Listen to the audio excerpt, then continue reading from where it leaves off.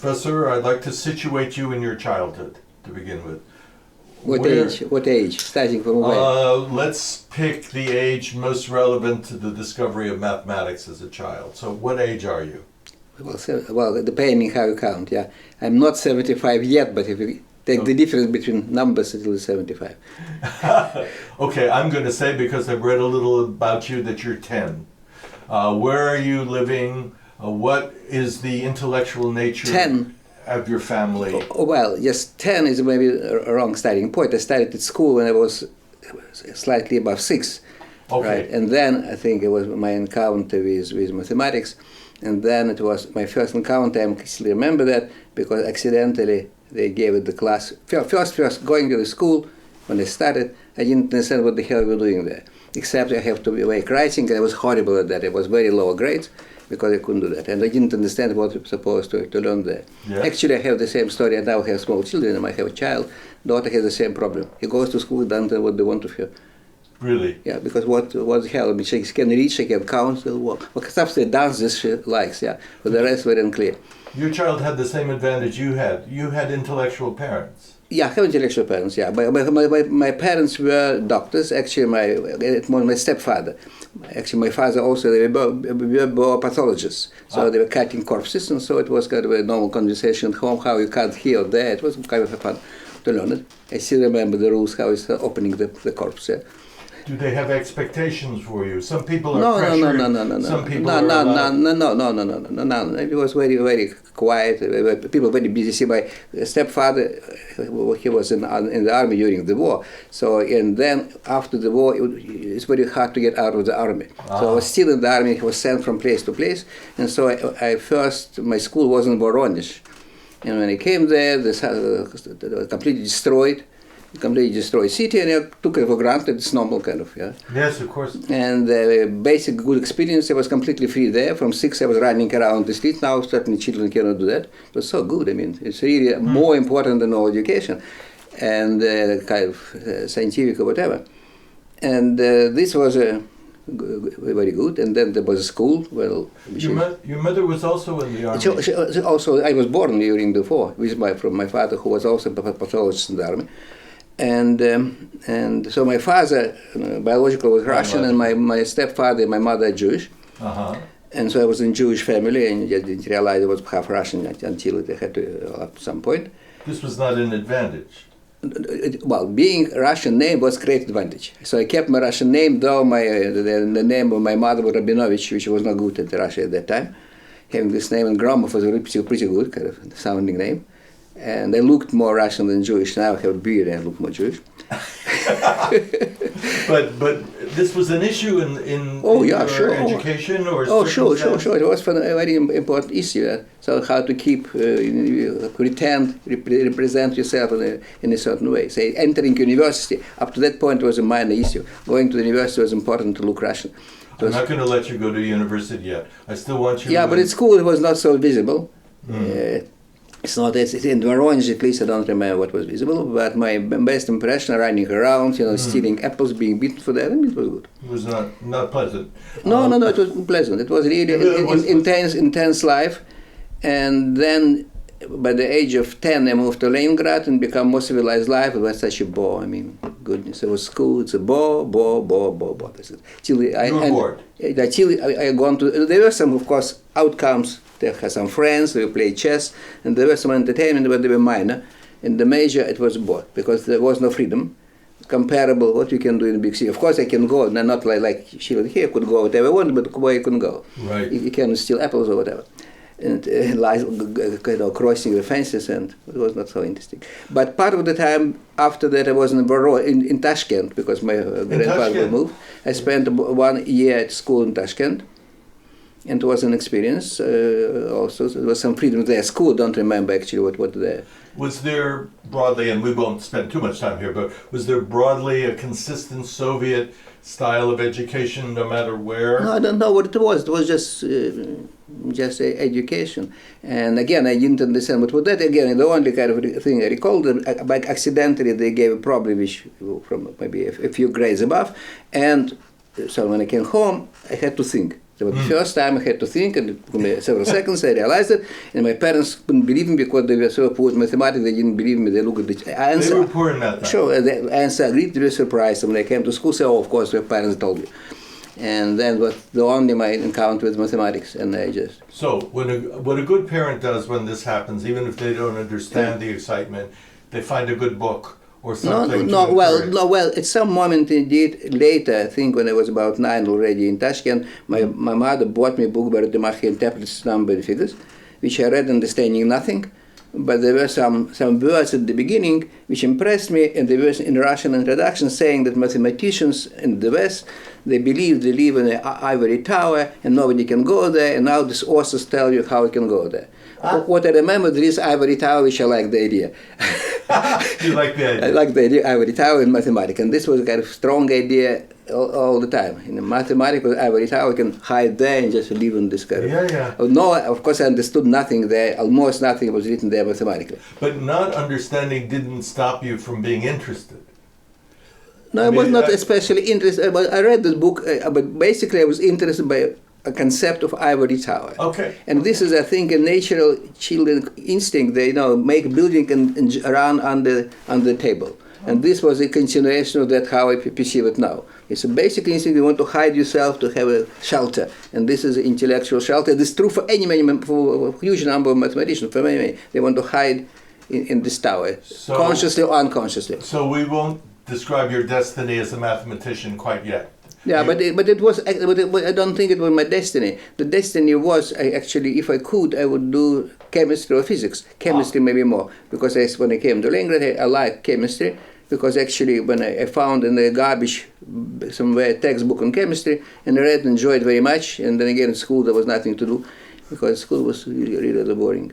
It was pretty good. Actually, chemistry was the best we had at school, and because there was a good teacher. And I mentioned this in my autobiography. He taught me the main lesson of being honest, which was unique, because of an accident, and could have been blinded, and he admitted his mistake. I never met before or after somebody doing that.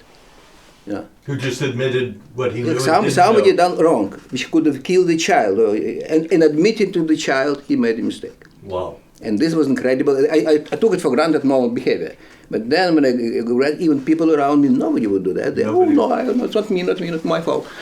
Anyway, and this was, and he was really a remarkable person. Then I understand why it was so pleasant in his classes, regardless of that. He was really a deeply honest person. And his classes had very pleasant impression, though he was not very good chemist. He made this mistake, and he was not knowing very good chemistry, very good. But it was his attitude.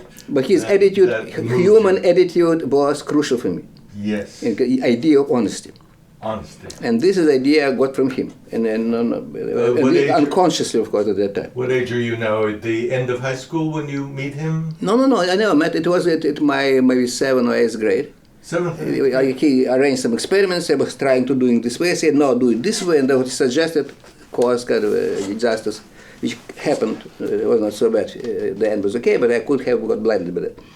And he admitted that. So you think you're going to be in chemistry? No. I liked chemistry, but the problem with chemistry, you have to have a. Well, first I don't think I would be good there. I was not very kind of inventive in my hands. But then you have to be exposed to people, to somewhere, to experiments, to this. I wasn't. You can't do it from books, and you can't do it by yourself. And when I met at some point students of my age who were exposed to that, they were infinitely more qualified, they knew infinitely more than me. But with mathematics it was so good, and also with physics, you have to be exposed to actual experience, to people know physics and can explain it to you and make experiments. Otherwise, things meaningless, And I didn't have this exposure. But with mathematics, at some moment, and this was in my 9th grade. Okay. I think I found some book with problems. I was doing it a little bit before, but that was and then I was spending all time solving these problems. I enjoyed it because I could do it myself, and I needed nobody. And you can think. And the good thing with mathematics, even of course, if you solve the problems and you repeat what has been done, you do it yourself. So it's a creative process, so to speak. And this was quite enjoyable. And after that, I spent next year was in they held this for children mathematical kind of educational out of school, I don't know how it's called, circle in Russian kruzhoks, which was run by two students at the math department, and I was coming there. The math department of the Of university. the university, there once a week we were coming there. They were explaining something, giving problems, and this was my kind of exposure.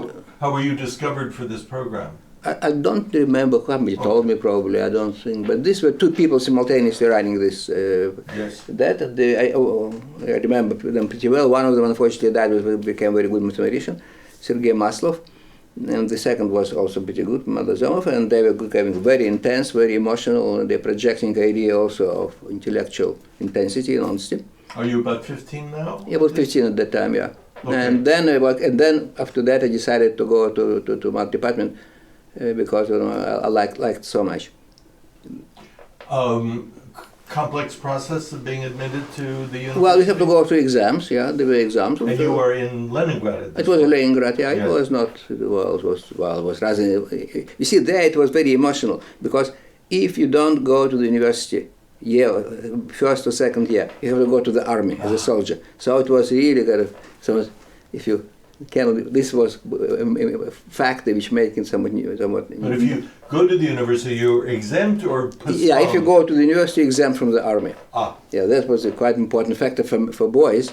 Yes. That was a kind of the basic factor of life at that point, yeah. Understood. Going to the army, brr. So this time now when you're going to the university is the mid-50s, the late 50s? No, it was 1960. 1960. Okay, 1960. that's right. We are the same age. Right. I would have gone to the same time. 1960, Exactly. and then, of course, my life started. At school, it was just a bore waiting when it will be over, essentially. Yes.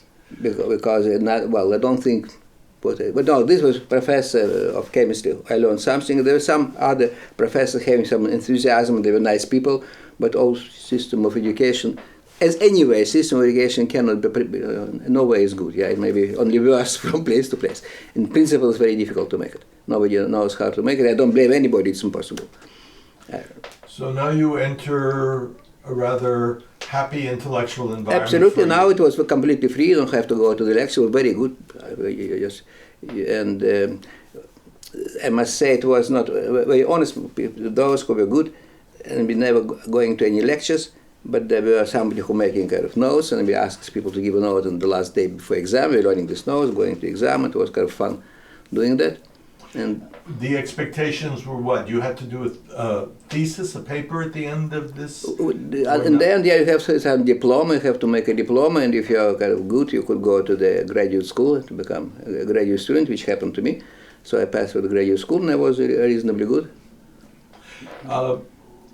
Place me in the political life of the time now. No, of course it was. It kind of saturated by politics on one hand, but still internally mathematical world was exactly this ivory tower. It was the one you not. thought, It was. They had this kind of unpleasant world outside. Internally, people there, majority of them, very good, very honest, and certainly very anti-Semitic, but secretly because the people wouldn't talk to us, to a stranger about that. People, and this was many people whom I saw and kind of communicated with were extremely devoted to mathematics, and this projected extremely good, of course, emotional image. If I met you at this time, I would expect then that you were finding a way to stay in this ivory tower in maybe Leningrad, but at least in the Soviet system. No, I don't think in those terms. You're young, you do all these crazy things. I mean, you don't think in terms of David time. Then you enter your period when you become, many emotions move you. Mathematics is not that kind of, probably not number one, yeah. When you're 19 or 20 or whatever, right? You have different kind of hormonal status. Understood. Right. But still you have professional obligations or expectations for yourself. No, it was not that difficult. I was reasonably good, and it required little effort. I was not exceptionally good, by the way. I was kind of good, but not on the top. And you were not on the top. No, I don't think so. Well, I was kind of emotionally rather intense, but not intellectually. I think there were always people kind of things better than I was. But it was enough, sufficient to be comfortable for several years. So I don't ask professionally, but just the history of your curiosity. What are you interested in mathematics at this point? No, you see, I was at one point, this is essential, besides mathematics, and not only myself, we were interested in everything. It was biology, and it was economics, it was chemistry and physics. We tried to learn things around and just out of curriculum. And mathematics just whatever becoming. There were people whom we talk, and they were influencing me, of course. And this was what I was interested in, what I would get in from people around me with whom I had good contact. And I know by names, I can say, of course, who these people were. Some of them still alive, some already dead. Yes. They were old and slightly old, or more, of course, older than myself. Some actually were younger, like Kazhdan, for example, people from Moscow, whom I met sometimes, and they had great influence on But when you choose graduate school, you don't choose poetry, you choose mathematics. No, of course, after I had education mathematics. It was already mathematics department. All my education was mathematics. I couldn't choose anything else. So I want to know what interests you in mathematics at this point. No, at that point, my professor was Rokhlin. He was topologist, and so I wasn't topology, but also I was doing geometry. But my thesis was kind of topological. It was biological. Topological. Okay. Topology, yeah, exactly what I was learning and what I knew, yeah. Okay. It was nothing out Was the graduate education in the same university? The same, yeah, it was the same university, actually. I was staying there extra 3 years, yeah. I've, of course, read some things about you and what you've written and informed us about, and that is that there was quite a difference in the mathematics, the philosophy of mathematics in Leningrad and in Moscow. Yes, absolutely. They were very different schools. They were very different school. And Leningrad was more classical. Of course, Moscow was much better, period. No comparison, yeah. It was not better.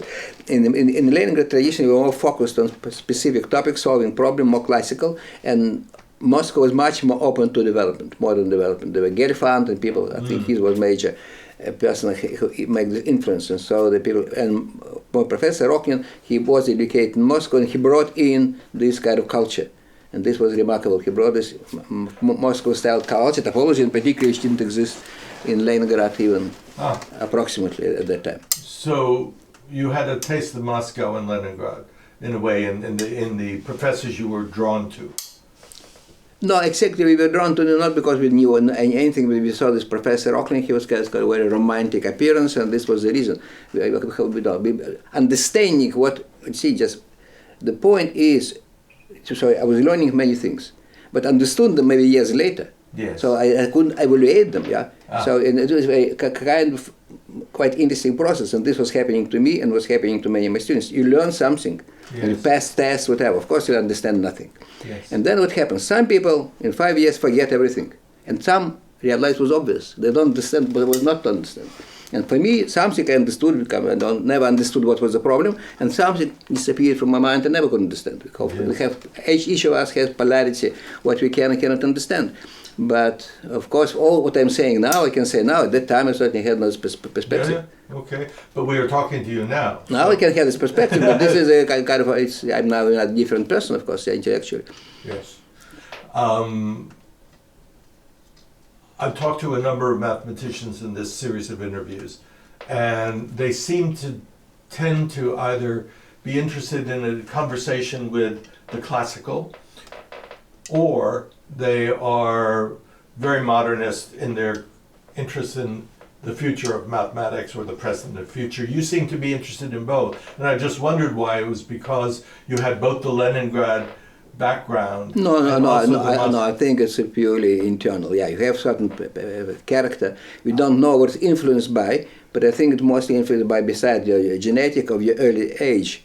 I think after the age of 3 or 4, you don't change much, come on. Okay. If you're visibly, of course, you change, but your basic character already shaped very early, for all we know, yeah, because the amount of information adjusts after age of 3, probably 2% after what was before 3. So. Okay. This is certainly, there is a barrier, and you don't know what you learned after this age. But this actually almost everything you learn, what you don't know, it's inside you. How we can tell. So I don't think you change much. Of course, something crystallizes, which already were there. Something grows, but the seeds already come very early. Internally, that's true. Externally, also in the progress of a career, which is different from the history of your mind, but in a career, somebody at some point has to begin to see your potential in some ways and begin to recognize and reward. Is that happening to you? Are you being acknowledged as Yes, an of course. When I was important at the university, when I just wrote my thesis and was considered pretty good, and so yes, I was doing pretty well. Yeah, people of course acknowledged me. Yeah. And the thesis was on, of course, I won't know Yeah. the internal workings, but the direction of your thesis was. Well, it was topology. It's hard to say. It was topology. Yes. It was difficult to explain it in simple words. Okay.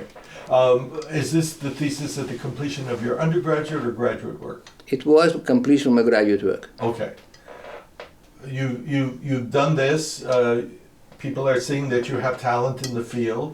What next for you? Okay, the answer was tricky, yeah. And so what at that time I have done, I volunteered to go to Sudan to teach. Ah. And the reason was, there were two reasons. First, I wanted to relearn English, because we had education in German. It was horrible, actually. Yeah. I was learning German most of my life and never spoke a word. By the way, partly I had a chance, but it's fault of German mathematicians. I came there once. If I was given possibility to lecture in German, I would start speaking German, because I studied German, unconsciously I know quite a bit of German, but they couldn't stand it.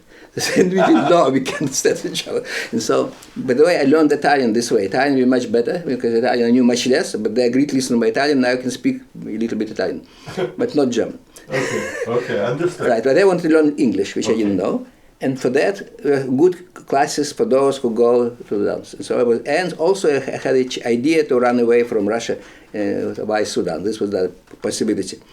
However, so what I knew at some moment, that if it comes to going to Sudan, I would be in very big trouble, because I illegally departed from Komsomol. And Komsomol, this kind of young communist organization, we were inscribed there, but the moment when I graduated from the university, they gave me my paper, the registration to my hands. And me, all my friends immediately would do this.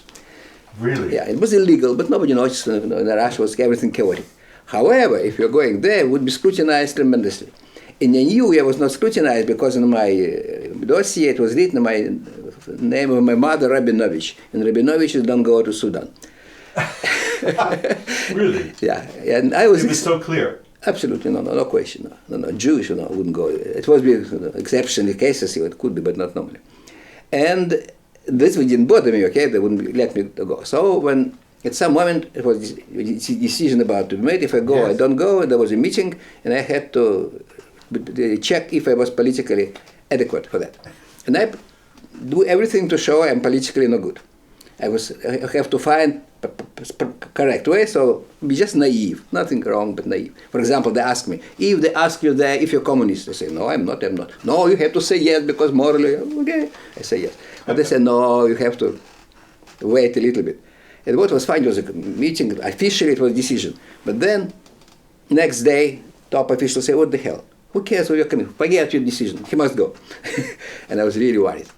However, fortunately, in the months after, that's what to do, because I knew if they realized I was out of Komsomol, I could get out of the university, I would have a horrible problem. Yeah. But then, the next week or something, there was an anti-Soviet coup in Sudan. And Russians kicked out of there, and this died. But I learned English. Okay, so now you've learned English. Yeah. You're impatient with living in the Soviet Union. I mean, you said this in passing. But yeah, I wanted to leave always. Yeah, I wanted to leave Soviet Union, of course. The moment I was conscious, I wanted to go out of there. And this was clear. And it was the political system you didn't like, or no, because you say you can't go. If you say you can't go, you don't do it. I mean, that's obvious. It's normal reaction to any person. You don't have to give any reasoning for that. Well, it's like going to the moon. You can't get to the moon. You have a chance to go to the moon. Of course you go. Yes, but you have to have strength of character to follow through. No, but many people were doing that. I was not the strongest one. Yeah, I mean, just of course there is some personal situation. Yeah, how it was my life, my family life, my professional life. Some people were already so tied up. For them, it would be very difficult to do, and for me, it was relatively easy. And that's a factor. But the fact you want to do that, I mean, it's just obvious. I could never understand people who want it otherwise. Right. If you don't allow, you have a fence. You want to jump over it. Every child, everybody wants to do that. Yeah. Yeah. Okay. So how do we get you permanently out? You want to go out. They tell you you can't. You will go out. How do you do it? No. But you applied. Then there was a immigration to Israel, of course. Yeah. And it was Jewish immigration. So suddenly your Jewishness is important. Of course, yeah. And that before that, it's working for I you. was written as Russian with my passport. My mother insisted. She said I wouldn't allow to go to university unless you have your passport in Russian. And so I have to give some bribe to some people there. And so you write to your Russian when I was receiving my passport. But then, of course, I received all the documentation saying my mom is Leonidovich, she is Jewish, and so I'm Jewish. And by that time, my younger brother already immigrated, who was 100% Jewish. And so I want to see my brother. And so I want to see my brother. And this was, before that, of course, I quit university, and I quit the second place where I was moving from position to position. So my kind of being class, university was a bad place to immigrate from. And so I had no problem. Which was unusual for the time. Well, but it was variable. You see, it was changing from time to time. The moment I was immigrating was a good moment. I chose the right moment. Yes. Okay. Do you have an idea of where in the West you will really go? It's not Israel. It's to the United States. I wanted to go to the United States. I had already contact with some mathematicians there. Okay. Tell me about that. It was Anthony Phillips who was visiting Russia at that period of time, and we got friendly. And he once wrote me a letter from which implicitly he inviting me to the United States, and I couldn't understand this letter. Unfortunately, I think I lost it because it was written kind of Aesopic style, kind of quasi-mathematical, and I was not understanding this mathematics, and some friends of mine explained, well, you see, he means if you go, they take you. And they did? Of course they did, yeah. So you didn't even pretend to go to Israel. You immediately got out? No, of course, no. I pretended, of course, I applied to Israel. Yeah, but I mean, you didn't actually land there. No. But then there was this. I was not the only one. Half, at least, people who was going to Israel actually were going somewhere else. So you go to some Jewish organization in Vienna, and then you distribute you. Then they send me to Rome. And then, like I was an idiot, instead of spending some time in Rome, having my Roman holiday, enjoying it, as many people do, because you have nothing to do, and you just have a very pleasant time. I thought I have to go faster to the United States, what I did. So I spent only 3 weeks. I went to Stony Brook and started working there. You're given a position. I was given a position, yeah. And what was the level of this position as a professor? Visiting research? Professor? No, not professor, yeah. I was quite good. Actually, they liked me so. Okay. Yeah. Can you give me some idea of the direction of discussion in Stony Brook at this point? Yeah, then I met quite a few remarkable people. That was a kind of next input in my life. People whom I met there was geometers. That's the person who was actually deciding and involved at that time was Simons. Yeah, you probably know him. But at that time he was not already chairman. He was somebody else who was chairman, was in Rome, and he could communicate with me. It was Irvin Krah, and then there was Jeff Chigay, geometry, and then Dennis Sullivan was about there. The Detective Gromov was alive at that time. So these were people with whom I communicated there, and of course there were mathematicians not in Stony Brook meeting you at this time, would the conclusion have been that geometry was your principal interest? Yes, but already I was turning to geometry after back in Russia already I switched from topology to geometry. Yeah. Okay. I was working on geometry. Again, in the general terms, what is the state of geometry right now? Is it still if you will, a conservative discipline? Is it it's moving tremendously. Just look at this meeting I just got there. Well, 2 levels above me. What's happening there? So it's an exciting time in geometry. It is. It's remarkable. But then, it's very new style, very different from what. Because you contributed a lot to the current excitement. But then, when at this early point, was geometry already reformulating itself? Of course, certainly, and this was very much due to the people who I met there, like Jeff Chigay and Gromov and Sullivan, who were reshaping geometry, and I was participating in that. Yeah. So, how long are you in Stony Brook? About 5 years, I guess. 5 years. Yeah. Then you come here. Yes, I come here. So, tell me about the decision to move from there to France and to the Institute. No, it just so happened. I don't know. I went to the university. I was to the university in Paris to spend 1 or 2 years there, and then I came here. And of course, I like it here. I mean, it's a variety of reasons what I'm more comfortable here. Stony Brook was a little bit isolated place, and I am a more urban person. I used to big cities. I don't feel comfortable. So when I was in Stony Brook, and you walk. First, there are very few places you can walk. There's a sidewalk, maybe 500 meters, and that's all. And then, of course, there are roads, and nobody there. You walk there and never meet anybody. Yes. And I once observed I was going from Steinbrook to New York, and in some moment I was going out of train, and felt very good. I didn't tell you why, because it's so crowded people. You don't see empty space. I just instinctively don't feel comfortable. I love crowds. Excuse me, this is my first visit to the Institute, and I see trees and very few people. It doesn't seem to me an urban environment at all.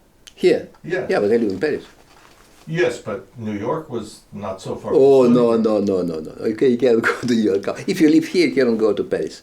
I spent some time here. No, it's not the same. You go out of any moment you go outside and you go into a crowd.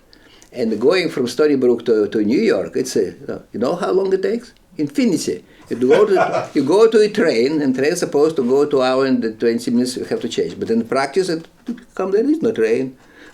Okay. If you go by a car, you get stuck in traffic and may spend the whole day in traffic or whatever. Okay, so actually, half of the people who live in Long Island never been to New York. Never, ever. But not so true at Bure. In Bure it's closer, but still, if you live here, you don't go to there often. It's very easy to come here, you come back, but you have lives there. Okay. I would like to know the intellectual conditions that you enjoyed here at the Institute. What were your obligations, for example? Little. Yes, doing mathematics essentially. You were allowed to be free. Yes. Completely free. Right, absolutely. No teaching obligations? Right. Right. And this attracted you? Oh, certainly, yeah. Well, the reason I ask is I'm interested in the question of the interaction of your mind as a mathematician and the usefulness of having students, the nature of people you interact with. What is usefulness? No, in mathematics, students are not useful. They're useful in physics or biology or chemistry. Okay. And then you depend on the students because you have to experiments to tell them what to do, they do your job. Okay. Here in mathematics, well, some people very much rely on students, but some not. And so I loved interacting with young people. It's very pleasant to have it, but it was not a kind of a must. Not necessary to your Yeah, intellectual... it was not necessary, yeah. Okay, you have spoken of... But that's again, but personal. Some people more like say Kontsevich, Maxim. Lots of people around him. He projects lots of ideas and develop, and he works in this way. And for me, I was more kind of self-centered, I would say. But certainly, sometimes interaction with my colleagues, whatever. But it was not. It was happening, but not. Mostly, I'm not saying I don't think I'm very much introverted, but in this sense I am. And the difference between introverted and extroverted mathematician. I think you're going to tell me. Introverted mathematician would talk to him, he look at his shoes. And extrovert look at your shoes. Okay. So I'm extroverted. Anyway, so you got blessed isolation. Yeah, I have blessed isolation, exactly. Yeah.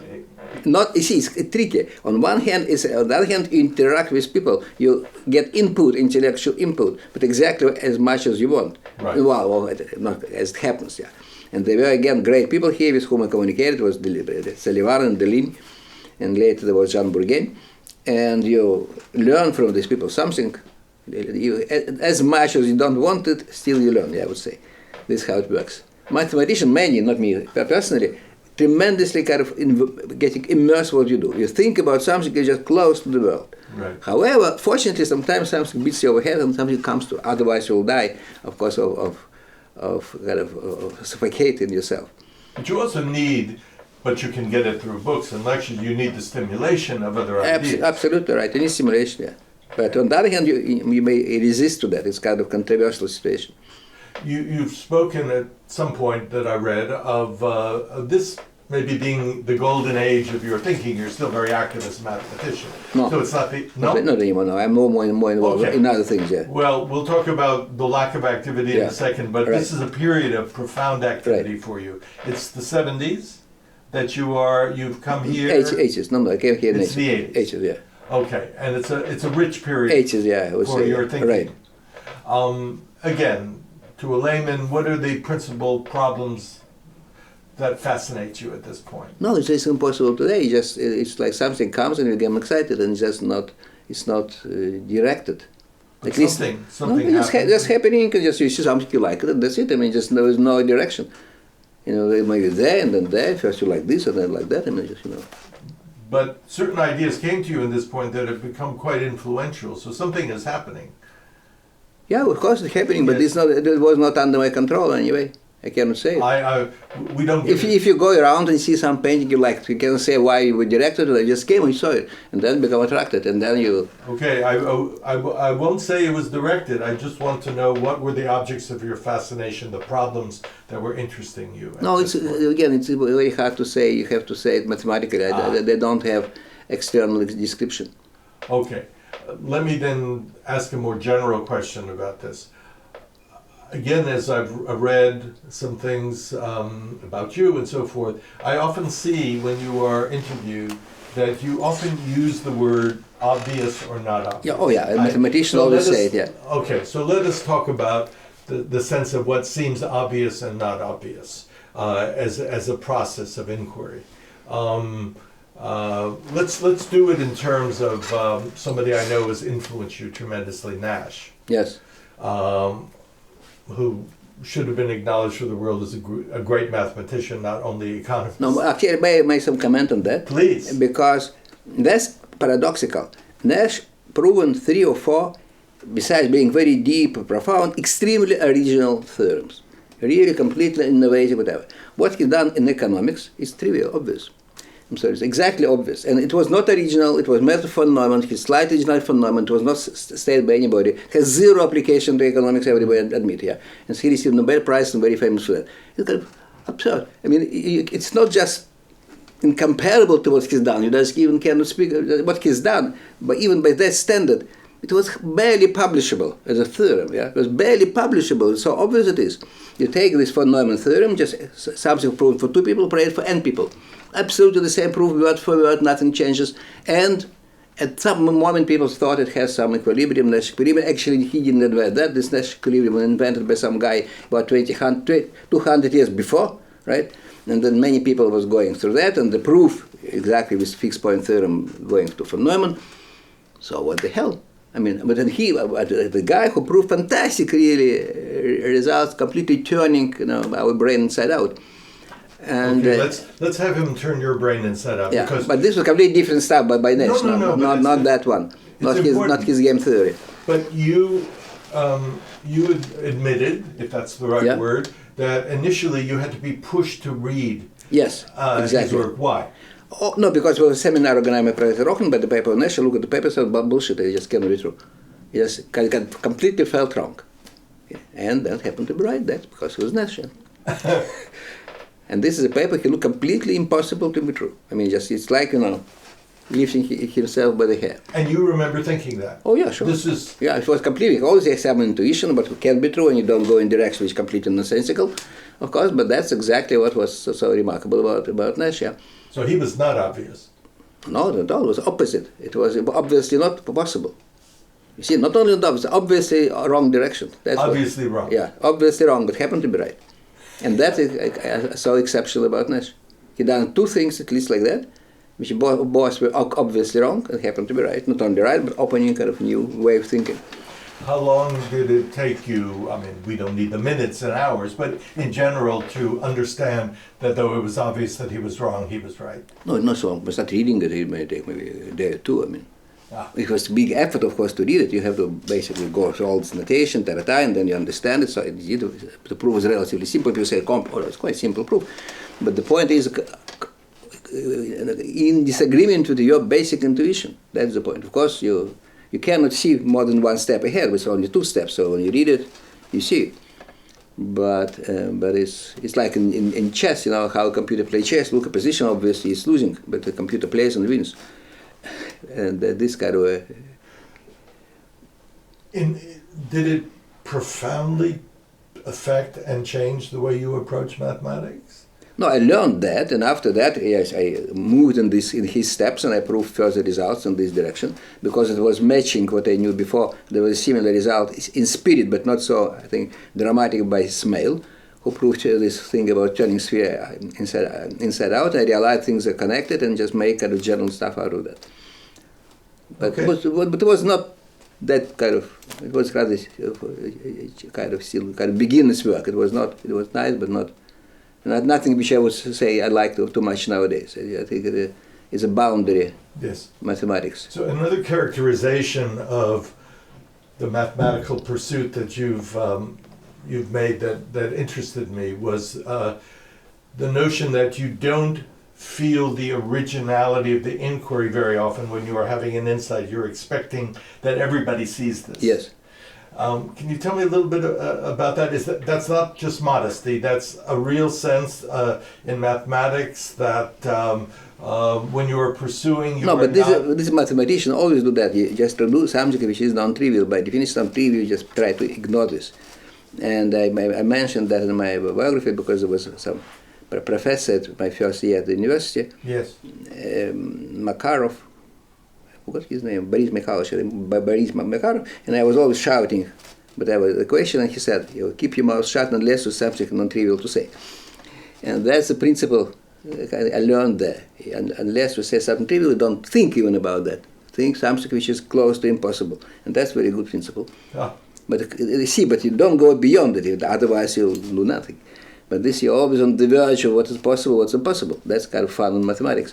I understand. Yeah. At least for some people. Some people may do. Well, at least for one person. Yeah, for some person, many, and I'm not exceptional. This many people look like that. You can classify mathematicians by 3-5 categories, and I'm one of them.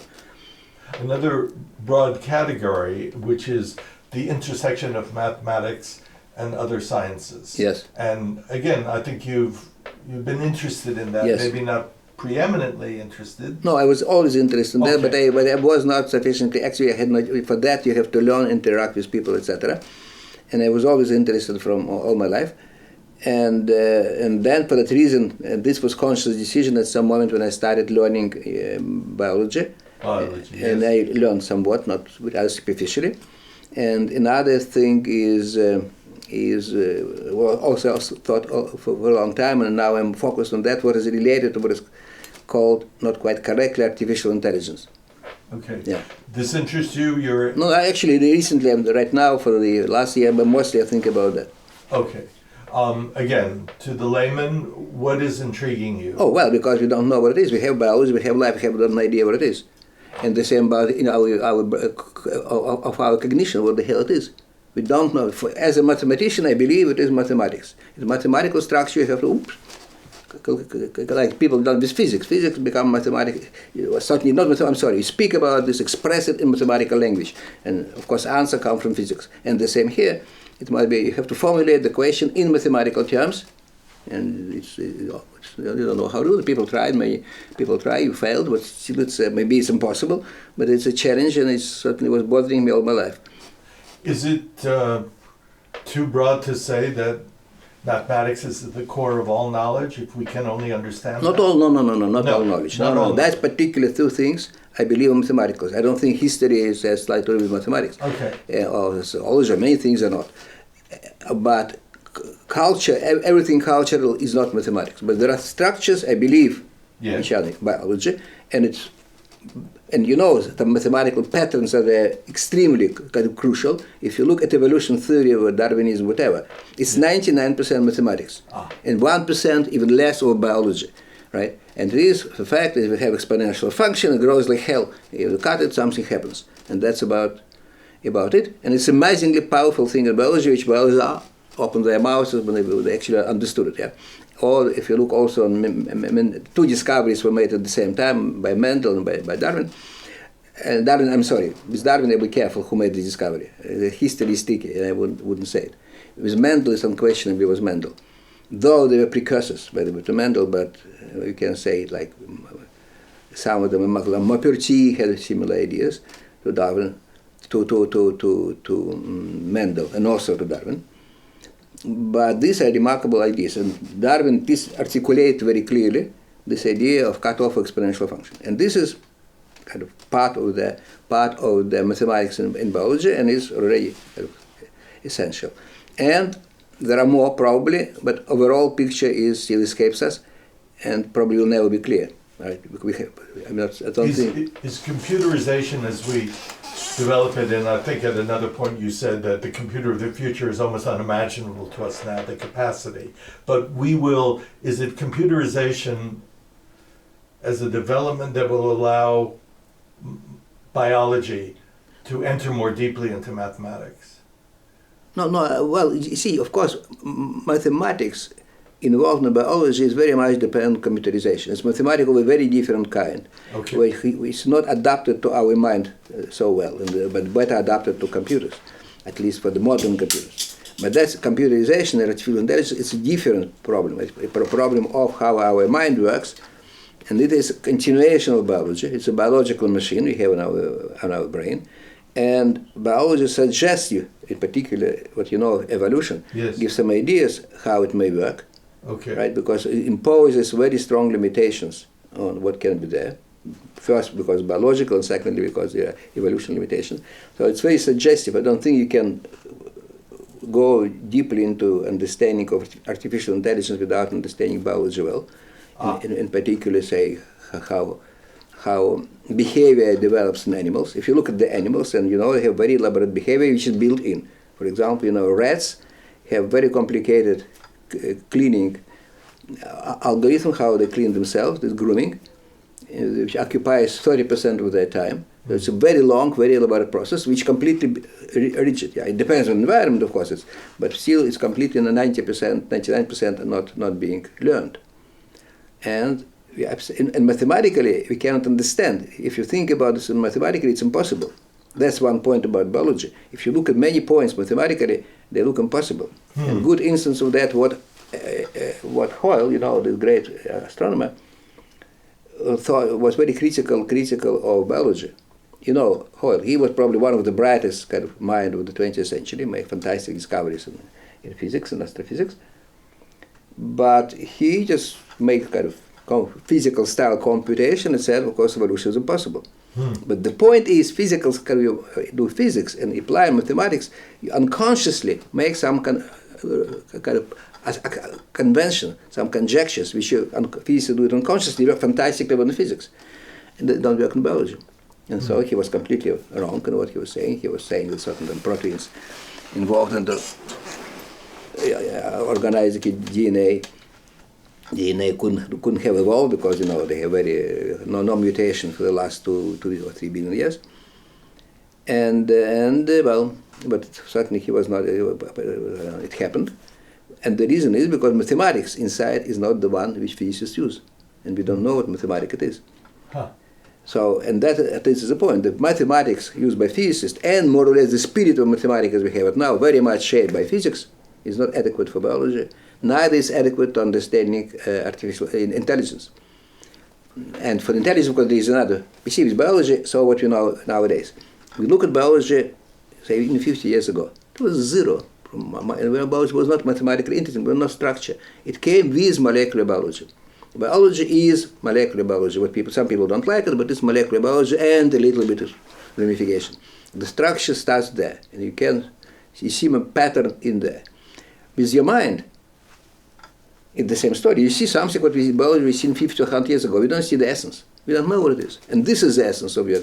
It's completely invisible to you. It's not like some conscious afraid it's bullshit. No, I mean not bullshit. I'm sorry. It's a different story. It's not relevant. But there is something there as hidden as molecular biology from usual biology, or as a core of stars hidden from us. We don't know what we see of a star. The surface of the sun 6,000 centigrade. I mean, it's not peanuts. Yeah. The actual thing that was relevant was in the core of the sun is 1,000 times hotter, even more than 1,000, yeah. And in other stars, even hotter, which creates the universe as we know it, and we don't see it, right? With the simple eyes, you only can deduce it indirectly. And the same you have to do with understanding the way your mentality works. You only can deduce it by indirect evidence. What happened there? It has nothing to do with what you see, right? Absolutely not related directly to a behavior, to what you perceive, nothing, zero. Like it happened to physics, astrophysics, or physics in general, and biology. And this, the lesson you can learn from different sciences, which mathematics, inside of mathematics you cannot see. In mathematics, you only kind of have an urge, everything to make mathematical. But how to do that is another story. Yeah. Mathematics don't help you. On the contrary, it may deceive you because people say, oh, we have this kind of theory, let's apply it to biology. Such nonsense never works. Oh. You have to do everything anew. And So what we need, and of course I'm probably simplifying beyond intelligence, but what we need is to be in a period beyond observation. Observation was the stage in biology and everything, but maybe active, as Claude Bernard said, maybe active observation. There are very different type of observations, okay, right? For example, he was saying when you observe in astronomy, it's active observation. It's not just you see and look. You know where to look, you know how to focus, whatever. But if you just look in the record, what you see, just... of course, it must be observation, but it must be... You have to have idea what to observe. If you don't know what you want to see, you see nothing. Again, citing Claude Bernard, he was one of the brightest heads of the 19th century, in France at least. And so you have to observe and you have to think. You have to think, you have to observe. It's difficult, yeah. But observe, not only just observe. You have to really focus. Like in biology, you don't look at on somebody's hands and whatever. You create technical means and intellectual means to see something. Even if you take all this machinery you have in biology, if you don't know what to see, you see nothing. He blobs, that's it. right. You already have to have pretty good idea what is inside, and then you indeed see it. Right. And the same, of course, true about any science. Last question I want to ask you again, it's too big to be easily answered, but the question of education. Oh yeah, that's a big question, yeah. Yes. How, at one point you noticed, it was in the context of having received the Abel Award, but more broadly you said, we don't produce Abels anymore. We don't have, in the nature of the broader education available, Yes. the conditions. Can you talk about Absolutely. No, my understanding is that education, actually like evolution, it goes on the age kind of stability. So if you're really stable and just imagine you have evolution, nothing changes, you die, yeah, because you become unfunctional, and in society it doesn't change, die pretty fast, become degenerate. Okay. On the other hand, if you go on the other side and you mutate and change too much, you go to hell. So the same about education. On one hand, you want to keep this society and the structure as it is to make it kind of. On the other hand, you want to move, and then you have to create minds and people in a new way. It's very difficult. Yes. So there are two opposite purposes of education. Right, they fight each other. And well, just you go on the edge, like in evolution, they don't fight each other. They just, you try, of course, to be conservative. And when you fail, you succeed. But you fail too much, you fail. Like evolution, yeah. The only way nature knows, don't change anything. Actually, now they found some counterexample. Recently, they found bacteria which purposefully make mutations. But for the most part of that, all nature knows, don't change. However something hits, you change. And you go to hell. But sometimes you change in a good direction. Right. And the same education, it keeps you unchanged, and sometimes you change, and that's great. If no, like Fred Hoyle, for people like Fred Hoyle, for example, they were extremely kind of bad in education. They had all these problems with education, and this is true about many kind of great people. They were kind of fighting education. And on the other hand, you need this. So it's difficult. And I guess a large percentage of people which are having no less internal strengths like Hoyle, who always was a kind of internal rebel, which potentially kind of absolutely could be great, well, don't quite develop. Or they go not on science somewhere else. And I think there is a big problem. And it's people say, oh, the science become too complicated. It's not true. There is just no room for people of the style. Abel is kind of, except when he was a young person, I would rather take example of Galileo or Cardano, yeah, with the spirit of Buffon, or somebody in England like Gluck or Helmholtz. In Germany, these kind of people, there is no room for these people. Or Humboldt, there is no room for these people. Where they wouldn't get position if they come. And I was observing this person. He was a very bright person, mathematician, whom I invited. He was involved in some biology, whatever. And then he spent some time, and then people, oh, you were doing mathematics for 1 year. You're no good. I mean, though he done brilliant work before, eventually it's okay with him. But this happens all the time. There is no and again, it's not accidental. Not that mathematician is stupid. Because there is a slice of people who, as if they do biology and mathematics, and they're just crooks, sort of. Maybe, I don't know if some of them realize or not, but they would do is absolutely trivial, and having no mathematical, no biological significance. And there are many of such people. And mathematicians are very resentful of them. Meeting one such a person, resentful of anybody like that, justifiably. But some people suffer. But the best kind of people suffer. The best suffer. Yeah. Well, the very strong, this very strong character still can do it, but if they're not so strong, well, they just comply by the rule and go in a routine way, not to their full potential, intellectual potential. So that's a problem, and there is no easy solution because it is not kind of somebody's fault.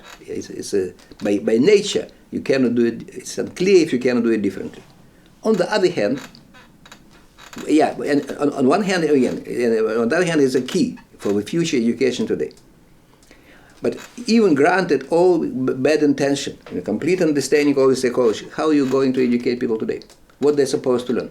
Yes. What happens in 20 years? Yes. Well, we don't know. So, is it worthwhile doing that? Maybe yes, we don't know anyway, so why to push here or that, spend your energy? It's like with global warming. It's happening. Some people may deny it, but it's absurd. It's happening. Yeah. But what the hell you can do? Can do anything? Probably not. You're going to hell anyway. So why to bother?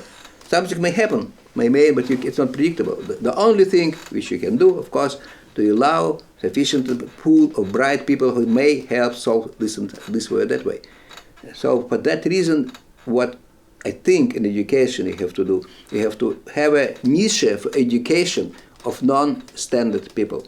And it's about 1-2% of people who are kind of having this independent mind and can go a desirable kind of direction. As you know, by the way, which happens to animals, yeah. That if there is a group of, say, how to call it in English? They're not pavians, but they're called, this monkeys who run on 4 legs with a big mouth. They're called in English. No, not hamadryls, not. Tell us in French. Huh? Tell us in no, French. don't say it in Russian. But pavians in Russian. Okay. But they call dog-headed monkeys, primates. And they have a group, and they have a kind of very social group, and sometimes, rarely, some male goes away and goes to another tribe. Yes. And then he had big trouble there, because they don't accept him. But he became extremely aggressive, and eventually he would die, but he would leave his genes and this there, he would mate with some female, it changes, create non-trivial dynamics. And there is this urge, definitely evolutionary urge to be non-standard in some people. Yes. And this suppressed the society, naturally, because people are dangerous. And many people become criminals, by the way, like that. You can see recently some criminal escaped for the second time from the super secure prison. The man is not full, no room for him here in society. Right? It's another story. I'm not sympathetic with him, but it's fault of society. We cannot find the place for this kind of adventurous people of different style. So somehow intellectually we need, although we don't know quite how, to leave room. Of course, you don't know how to leave room. Yeah, it's very difficult. But you can do something. Extracurricular education may be extremely good. And in France, there is some group of people organized by biologist François Tadei, who organized a remarkable new kind of system of education, but on a high level, already on the graduate level. And it's exactly done how it should be done. But it's unfortunately very difficult, particularly in France, and myself, especially my wife, very much concerned how to do this for children. Yes. Because it's also not only intellectual but ethical problem. Because what's happening, because you want to be democratic, you don't want to create an elitarian school. It's opposite. What you have, in a way, you deprive people who are not already in this intellectually to enter there, right? Creating intellectual elite, the only way to be democratical and to have mixed society. Because if you look at the École Normale here in France, tremendous in mathematics, probably half of the students will be children of mathematicians. Yes. It's absurd. I mean, of course, it doesn't correspond to statistical distribution of intellectual abilities, and most people in France, they have no idea. You have no idea that there is a École Normale, what it is, and it's done in such a way you cannot come there if you're out of the system. So you have to artificially to do that, which we are doing in certain countries, even in France, 200 years ago. People like Laplace would be impossible today. In France, yeah, because they have more objective kind of, they extract and give to the people. and not afraid to create this elitarian structure. And you have to do that. It must be, you have to do it, they do it in sport, do it in music, you don't do it in science. And the point is, you extract these people, give them children, you don't teach them rigidly. On the contrary, bring them to environment which they will help, which will be friendly for them, and they can develop. But practically it's impossible to inference. The structure is such, so rigid, well organized, it works very well within these limits, but it does not good for evolutionary development. Right. And this is true about all countries, I guess. It's by definition, I mean, they're stable, they're good, therefore they never create, and they become chaotic in all the times. And they were not so good, and they were creating people this, like Galileo or Newton, because they were so bad. Well, thank you, Professor. Yeah.